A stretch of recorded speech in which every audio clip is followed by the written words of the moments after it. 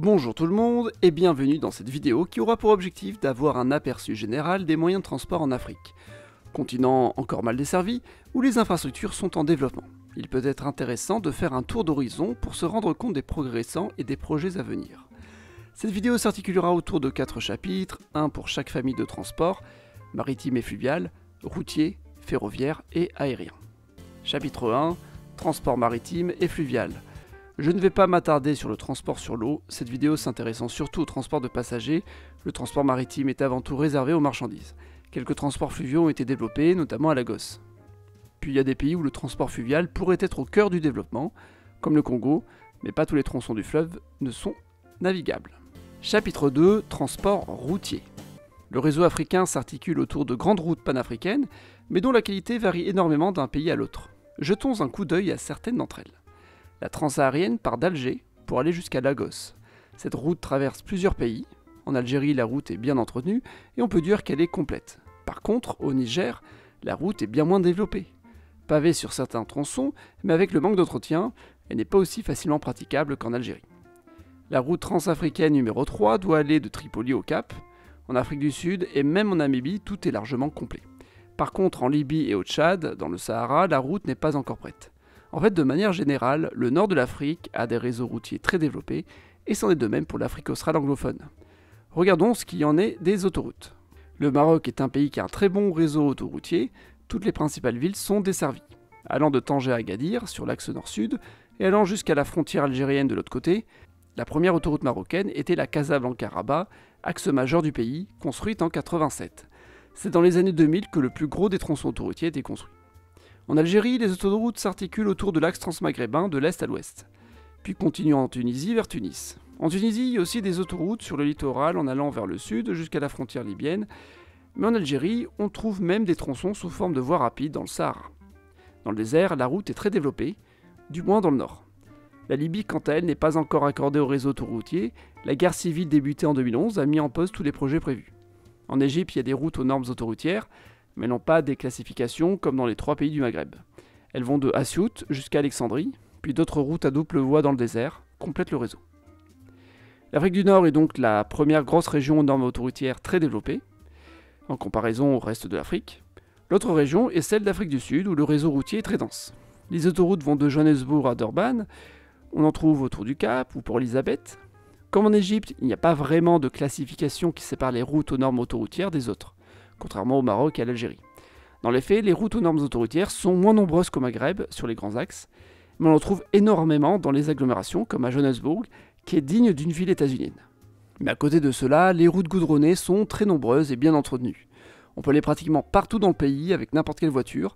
Ces axes bien entretenus continuent en Namibie, Botswana, Zimbabwe, etc. Entre ces deux régions densément routières, il y a l'Afrique subsaharienne où les infrastructures sont très limitées.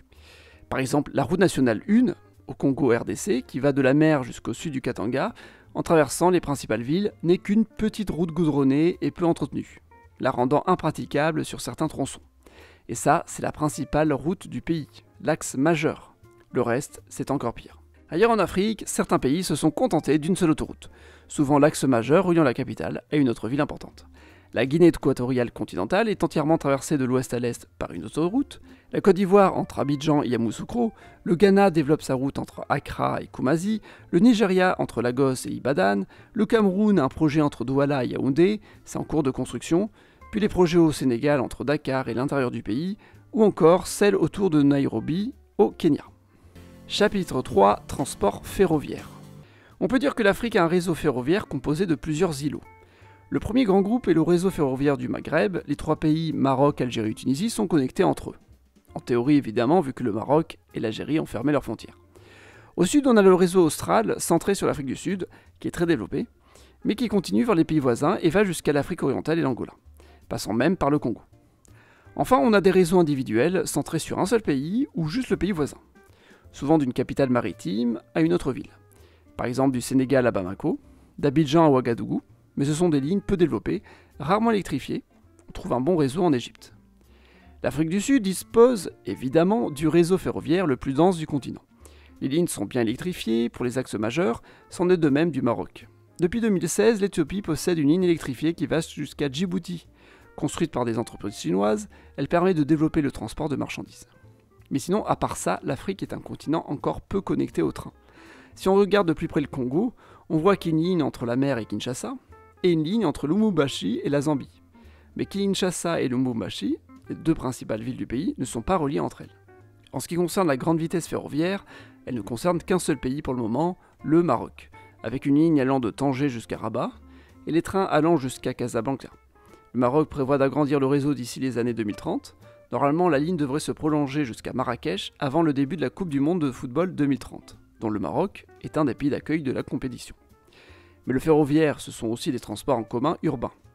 Nous avons 2 métros lourds en Afrique, le Caire depuis 1987 et Alger depuis 2011, et des métros légers à Addis Abeba et Abuja.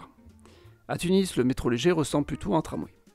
En ce qui concerne les tramways, on en trouve à Casablanca, à Rabat, Alexandrie et le Caire.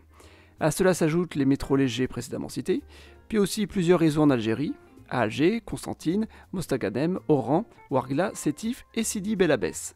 La majorité des tramways d'Afrique sont en Algérie. Tous les tramways au Maghreb sont des tramways à la française. À cela, il faut ajouter un réseau de trains de banlieue entre Johannesburg et Pretoria, et un autre à Lagos. Chapitre 4. Transport aérien.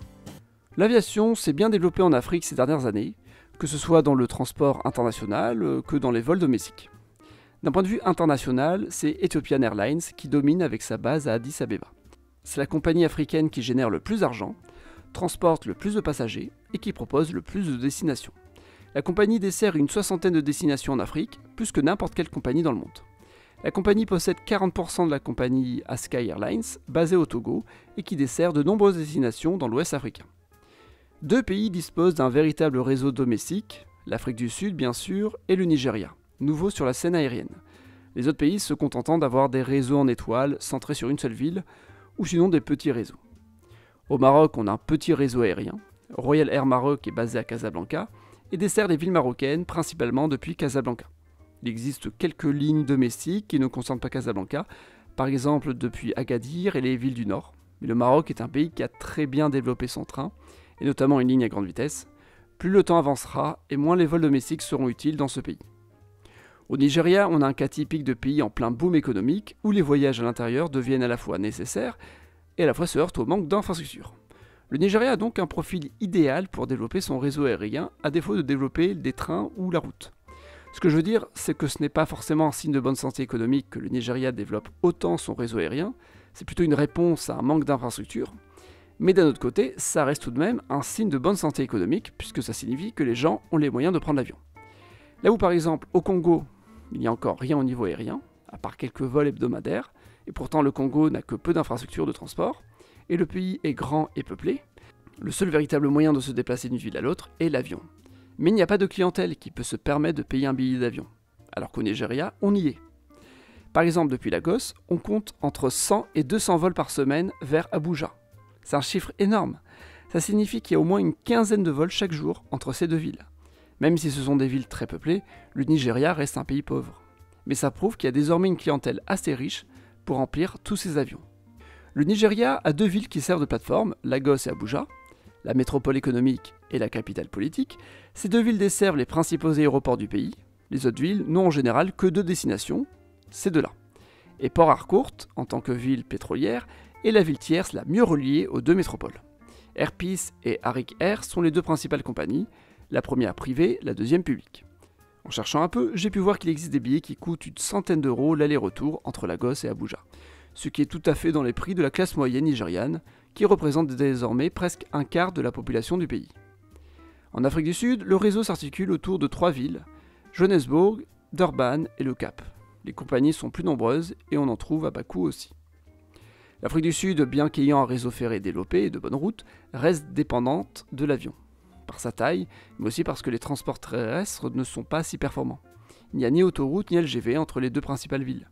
Et il est peu probable qu'il y en ait car la population n'est pas assez dense pour ces infrastructures si chères. Conclusion. L'Afrique est un continent en développement. On peut tout de même voir 2 grandes régions de fort développement, au nord le Maghreb, Maroc, Algérie et Tunisie, au sud l'Afrique du Sud et ses pays voisins.